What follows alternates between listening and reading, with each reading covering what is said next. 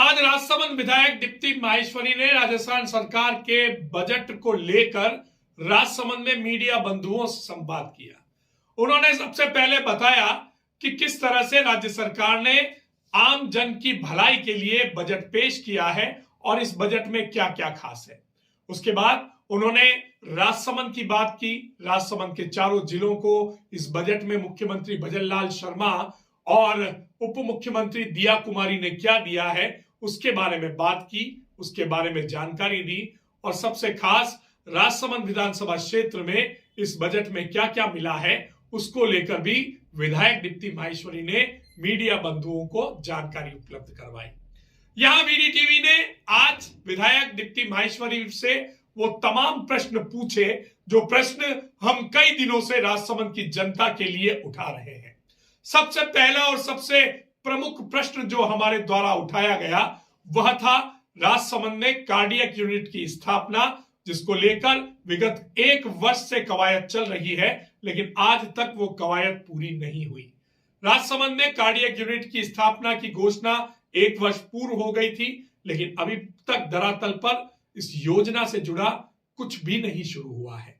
आज जब विधायक दीप्ति माहेश्वरी से हमने ये प्रश्न किया तो उन्होंने पूरी तरह से इस प्रश्न को घुमा दिया।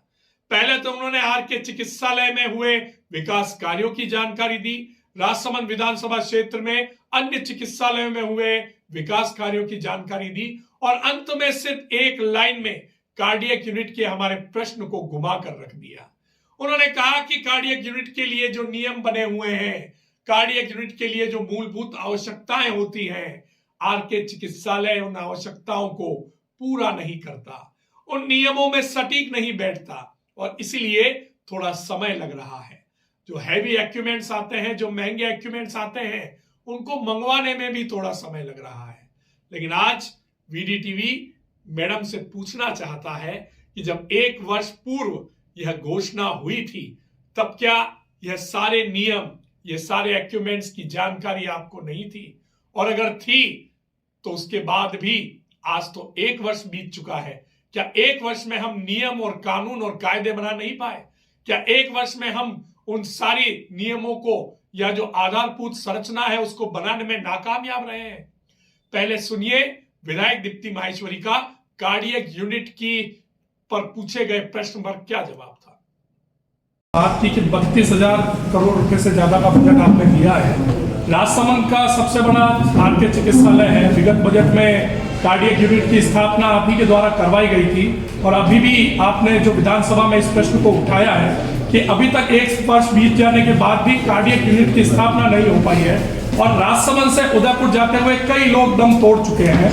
तो क्या सरकार इस मुद्दे को लेकर गंभीर नहीं है? कहाँ अटक रही है फाइल, थोड़ा आप बताएं। बिल्कुल, मैं आपको इस बारे में थोड़ा सा, क्योंकि आपने आरके चिकित्सालय की बात करी, जहां तक कार्डियक यूनिट की बात है, कार्डियोलॉजी की बात हमने रखी थी कि इस पूरे जिला के अंदर एक ये बड़ी समस्या थी और मुख्यमंत्री जी ने इस बात को समझकर, उस बात पे संज्ञान लेते हुए कार्डियो यूनिट हमें दी है।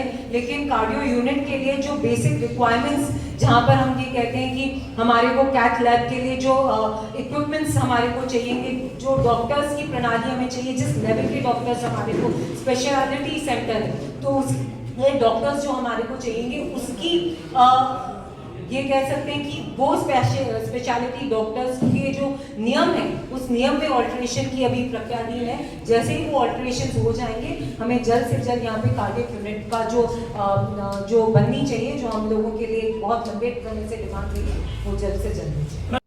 तो सुना आपने राजसमंद की विधायक का यह कथन, जिसमें साफ तौर पर उन्होंने इस पूरे प्रश्न को ही घुमा दिया और नियमों में उलझा दिया और कहा कि नियम जैसे ही सरल होंगे या जिस तरह ही नियमों की पालना होगी, राजसमंद में कार्डियक यूनिट की स्थापना सुनिश्चित हो जाएगी। पर विधायक महोदया, जरा गौर कीजिए, इस 1 वर्ष में कितने व्यक्ति कार्डियक अरेस्ट के शिकार होकर आरके चिकित्सालय में पहुंचे हैं और यहां इलाज ना होने की वजह से उन्हें उदयपुर रेफर किया गया है और आधे रास्ते में जाते जाते उनकी मौत हो गई। अगर कार्डियक यूनिट की स्थापना हो जाती तो शायद कई घरों के चिराग बुझते नहीं, कई मांगों का सिंदूर नहीं उजड़ता, कई कोख बेसहारा नहीं होती। जरा पीड़ा महसूस कीजिए और अभी भी समय है जरा जोड़ लगाकर इन सारे नियमों को, इन सारे जो बने हुए हैं, इनको पूरा करके राजसमंद में जल्दी से जल्दी कार्डियक यूनिट की स्थापना करवाई है। हमारा दूसरा प्रश्न था द्वारकाधीश मंदिर को लेकर। द्वारकाधीश मंदिर तक पहुंचने के लिए एक वैकल्पिक मार्ग की तलाश वर्षों से की जा रही है। हाल की सरकार में मुखर्जी चौराहे से इरिगेशन होते हुए लाल बंगला तक एलिवेटेड रोड के निर्माण को लेकर सर्वे करवाने के लिए घोषणा हुई है। पिछली सरकार में भी सेवाली से लेकर द्वारकाधीश मंदिर तक रोड बनाई जा रही थी, सर्वे भी हुआ था, धरातल पर कुछ नहीं उतरा। हमने आज विधायक से पूछा कि दिवंगत विधायक किरण माहेश्वरी द्वारा इसी मंदिर को लेकर एक घोषणा की गई थी, उसको धरातल पर उतारने का प्रयास किया गया था, आधा से ज्यादा मार्ग बना भी दिया गया था। क्या यह उचित नहीं होता कि उसी मार्ग को आगे बढ़ाकर मात्र 200 से 300 फीट का जो एलिवेटेड ब्रिज बचा हुआ है उसे पूरा कर लिया जाता, ताकि द्वारकाधीश मंदिर तक जाने वाला जो वैकल्पिक मार्ग जिसकी तलाश हम कर रहे हैं वो पूरा होकर धरातल पर उतर जाता। इस पर भी विधायक महोदया ने पूर्व की सरकार पर सारा दोष मरते हुए अपने कार्य से पल्ला झाड़ लिया। सुनिए विधायक महोदया का एक कथन, जो द्वारकाधीश मंदिर तक जाने वाली एलिवेटेड रोड के बारे में उन्होंने क्या कहा। प्रश्न और है मैडम कि ये द्वारकाधीश मंदिर तक एलिवेटेड रोड का जो निर्माण का जो सर्वे का कार्य चल रहा है, एक ध्यान आपका आकर्षित सर्वे का कार्य चालू होगा। हाँ होगा कार्य, लेकिन पहले की पूर्व की सरकारों में भी सर्वे के लिए डीपीआर जारी हुई थी, पैसा हुआ था। लेकिन मैं इससे पहले की बात आपको ध्यान आकर्षण करवाना चाहूंगा। राजसमंद की दिवंगत विधायक किरण जी माहेश्वरी द्वारा इसी मंदिर को लेकर एक सड़क का काम शुरू करवाया गया था और वो 50% से ज्यादा पूरा भी हो गया है। सलूस रोड होते हुए जो द्वारकेश राष्ट्रीय व्यायामशाला है वहां तक सड़क पूरी बन भी गई है और मात्र 200 से 300 फीट का पूरा एक एरिया है जहां एक एलिवेटेड ब्रिज के निर्माण की बात थी। सरकार चेंज हुई और उसके बाद वो योजना कंडे बस्ते में चली गई और दुर्भाग्य से किरण जी हमारे बीच में नहीं रही। तो क्या आसान नहीं होता कि अगर उसी योजना पर आगे हम बढ़ते तो शायद द्वारकाधीश मंदिर तक पहुंचने के यह जो सर्वे हो रहे हैं ये सर्वे ना होकर और धरातल पर कुछ न कुछ स्थिति स्पष्ट होती। देखिए आसान और डिफिकल्ट तो मैं इसमें आपको नहीं बोलूँगी, लेकिन ये बात ज़रूर, क्योंकि आपने कही कि वो रोड चालू हुई और कोई रोड बंद हुई। स्वर्गीय किरण जी जब मंत्री थे और जो कार्य रोड का चालू हुआ और उसके बाद कांग्रेस की सरकार आई और कोविड का एक दौर चला और उसके बाद जब हम यहाँ से हमने किरण जी को खोया, उस समय कांग्रेस ने एक धारणा बांधी थी कि अगर यहाँ से कांग्रेस के विधायक को जिताएंगे तो हम कार्य करेंगे, नहीं तो बहुत फेमस भी हुआ था वो डायलॉग, आप सबने तो सुना होगा, जो उस वक्त पत्रकार थे, हम हमारे और आप आपके।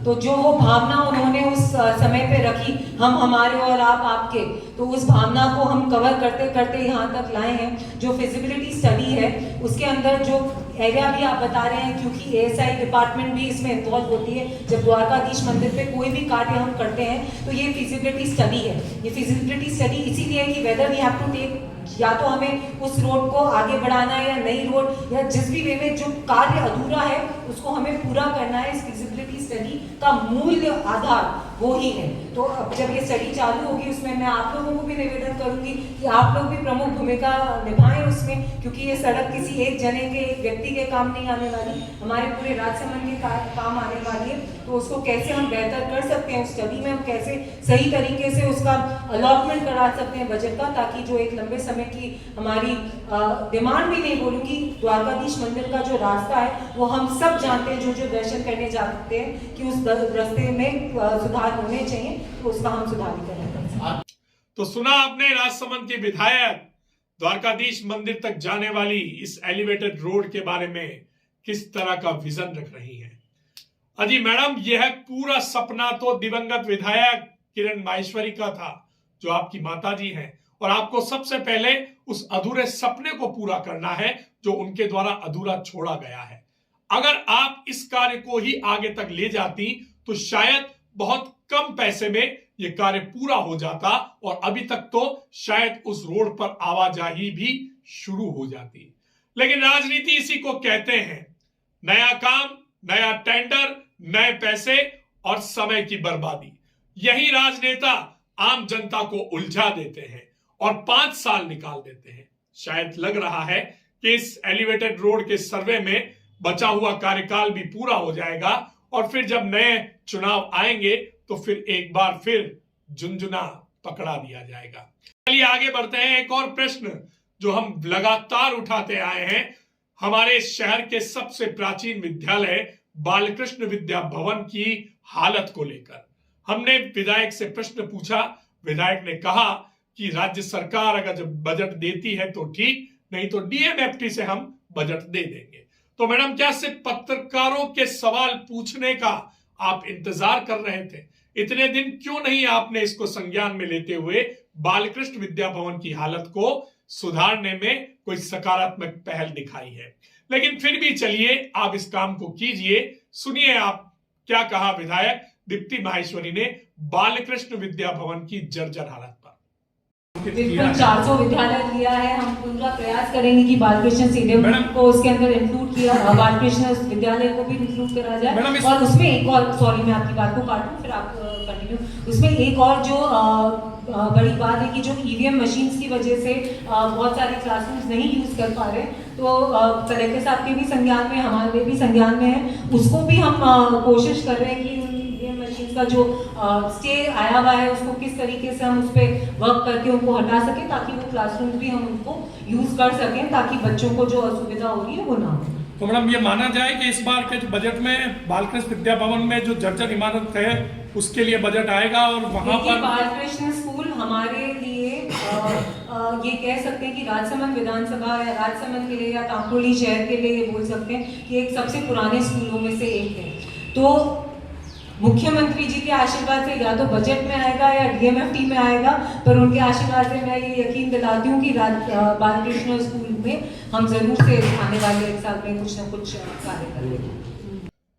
तो सुना आपने, विधायक ने कहा कि हम राज्य सरकार के भरोसे बैठे या नहीं बैठे, हम डीएमएफटी से या किसी अन्य सहयोग से इस कार्य को पूरा करवा देंगे। मैडम का धन्यवाद, आप इस कार्य को पूरा करवाते हैं तो यहाँ के बहुत सारे जो बच्चे हैं वो आपको दुआएं देंगे, अभिभावक आपका धन्यवाद देंगे और राजसमंद की जो पूरी धरोहर है उसको बचाने में आपका यह कदम सार्थक सिद्ध होगा। लेकिन होगा कब, अब देखना यह है। अंतिम प्रश्न जो वीडीटीवी ने उठाया है, हम लगातार राजसमंद के रोडवेज डिपो की हालत से आपको रूबरू करवा रहे हैं। जिम्मेदार जनप्रतिनिधियों के कानों तक ये खबर पहुंचा रहे हैं। तो जिम्मेदार जनप्रतिनिधियों से आज जब यह प्रश्न उठाया गया तो फिर बीच में डीएमएफटी आ गया और मैडम ने सीधे तौर पर कहा कि मरम्मत का काम तो डीएमएफटी से ही हम करवा देंगे।